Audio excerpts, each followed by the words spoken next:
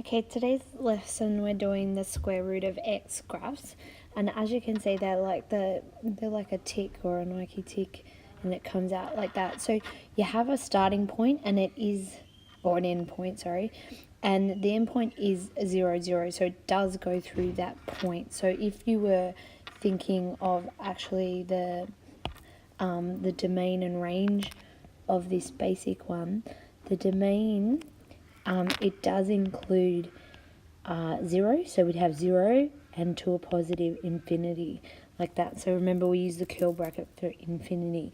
With the the pink one, okay, with the pink graph, when it's negative, so we see the whole function's been made negative, so that reflects it in the x-axis. And if we were looking at the domain of this pink one, again, it's taking on 0 and it goes to plus infinity with the curl brackets. If we're doing the range of the top basic one, the range also includes 0 and positive infinity, but the range of the pink one, the negative function, that is going to be negative infinity, because it's going down all the way up to 0, so that will be like that. So when we have some transformation, so the basic form we see here, the h value will move it left and right, and the k value will move it up and down. So we look at the end point and we see how it moves. So if we go over to our examples, first of all, we're going to look at, now the green graph here is the basic square root graph. If you see the negative underneath the square root sign, that reflects it in the y-axis, so you can see it's going out backwards that way. So if we were to talk about the domain of the purple one, we can see it is negative infinity all the way up to 0 including, and the range would be the smallest value 0 and it's going up, so positive infinity.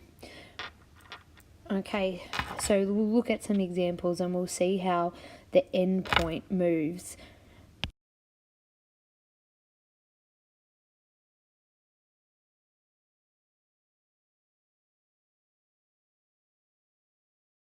So if you look at this first example here, we can see that this plus 1 is going to move it to the left, so the end point's going to go to the left 1, so there we can see it here, and this negative 6 is going to transpose it downwards by 6. So you just move your end point and then you have your tick.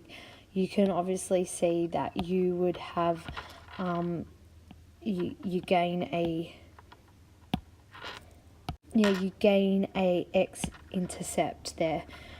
So if we were looking at this new transformed graph, we can see that the domain of this one, so the smallest value for x is -1, and then it includes x, and then we might say positive infinity every number after that. Now the range, the smallest number for this one is -6 including, and all the way up to positive infinity. So if we look at doing our x-intercept, that's when y equals 0, so we would have 0 equals 3 square root x plus 1 minus 6. So we're going to keep rearranging until we get x by itself. So bring the 6 over, and we get this, and then we divide, bring the 3 over, that will be 6 divided by 3. So that's 2 equals the square root of x plus 1. So the opposite to square root is squared, so if we do 2 squared plus 1, so we get 4 equals x plus 1, then 4 minus 1 equals x. You talking to yourself? Equals x. Okay, so the x-intercept is 3, 0 over there, and sorry, we do have a y-intercept, so we'll do that one. So y-intercept is when we let x equal 0, so we have 0 plus 1 minus 6. So we have 3 square root of 1 minus 6. Square root of 1 is 1. So we've got 3 minus 6 equals negative 3. So this intercept is 0, negative 3. Okay. So over here, we've just got the language that we're trying to practice. So we've changed a basic y equals square root x by translating it 1 unit to the left and translating it 6 units down. And also we've dilated it by a factor of 3 from the x-axis. Okay, cool.